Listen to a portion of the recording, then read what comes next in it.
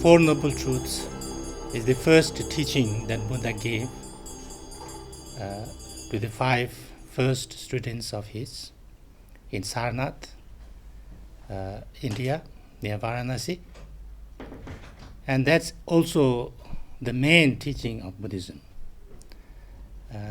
Basically, the Four Noble Truths is about how to free oneself from suffering. Because it's understood that man wish for every sentient beings is to free oneself from all kinds of suffering, pain, and dissatisfaction. The first noble truth is the noble truth of suffering, which is the problem. To understand the problem is the first step towards the solution of the problem. So therefore he discussed about this suffering. It's not to say that life is suffering, but there is suffering in life. There's dissatisfaction in life. There's pain in the world. So therefore, what can we do so that we can be free from suffering and have lasting peace and happiness? And there, first you need to learn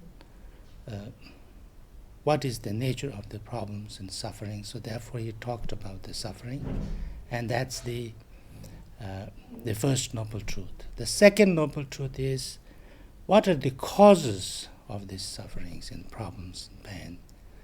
If you want to get out of the pain and problems and the sufferings or the problems in the world, it's not possible to get rid of everything in the world that would make us unhappy, or that would create problems, or that would bring some disturbance to my mind. So the only way that we can deal with the problems could be that we change our own way of understanding things, reacting to things, how we work with our own emotions, our own reactions, our own habitual tendencies. And through that, we transform our own way of experiencing things.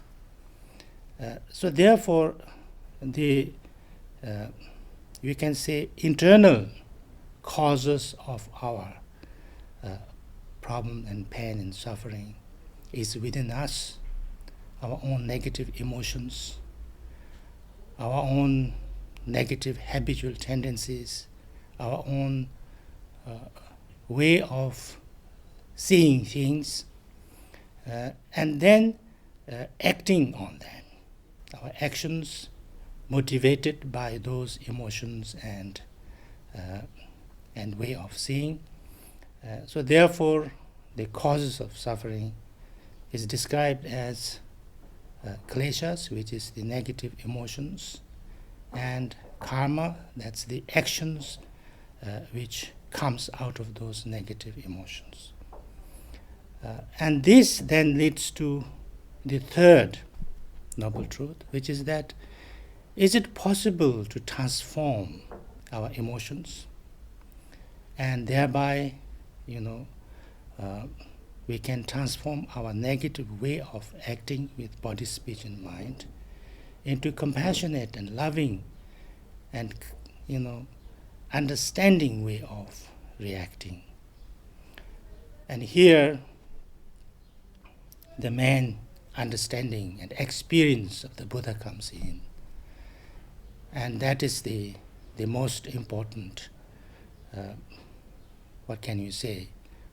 proposition of the Buddha, that when a person learns how to act with compassion and wisdom instead of negative emotions and negative habitual tendencies, then one can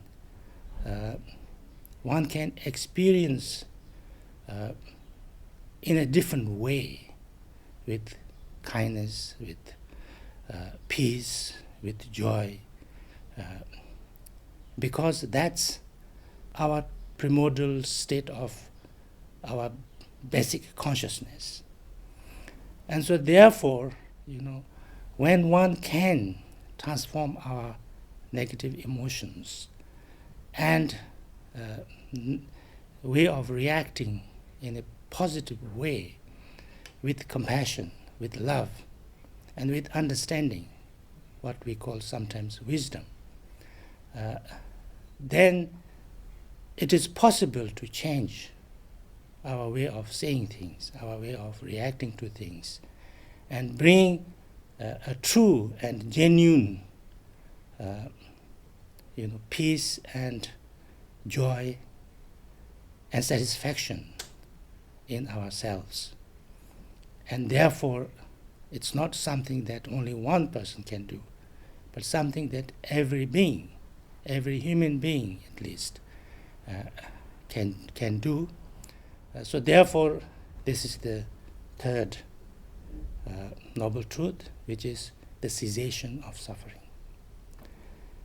And once you find that possibility, then there must be a way, there must be a method of training oneself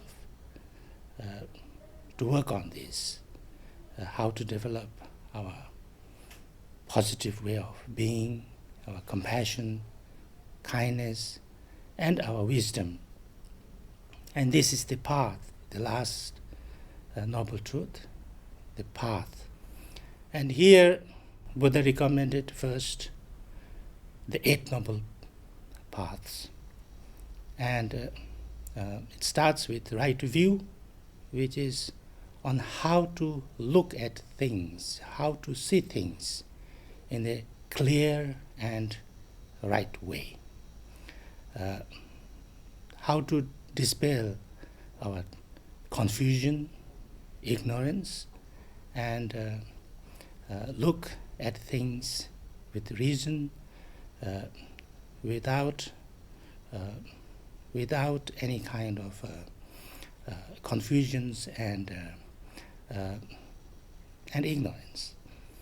And then, if we have this view a little bit more clearer, develop and learn, and slowly kind of develop this view, then we work on the right conduct of body, speech, and mind.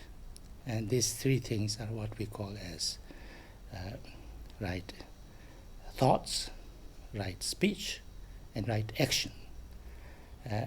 And work on how to act with our body, speech, and mind in a positive way. And that leads to the right livelihood, that we not only sometimes act in a positive way, but we learn how to earn our living, how to spend our life with a profession, with a job that's also positive and good and beneficial to ourselves and also the others. And then this leads to 2 most important things, right effort and right mindfulness. And right effort is how to practice in the right way, not too much, what can you say, a struggle, not too much pushing ourselves, but generating more motivation, more interest, and more joy in doing positive things. And then the right mindfulness, that we try to become more clear, more conscious, more mindful about how we live, how we think, how we speak, how we act. And through that, then we lead into our meditation, that to tame our mind, to work on how to bring peace and tranquility to our mind, but not only that, but also wisdom. Wisdom meaning that you know how to deal with any situation and every situation. And when we can do these 8 things, work on these 8 things and become a little bit better, then it's understood that we can have a more peaceful, more joyful, and more purposeful life for ourselves, and can also be more useful and more beneficial to the others.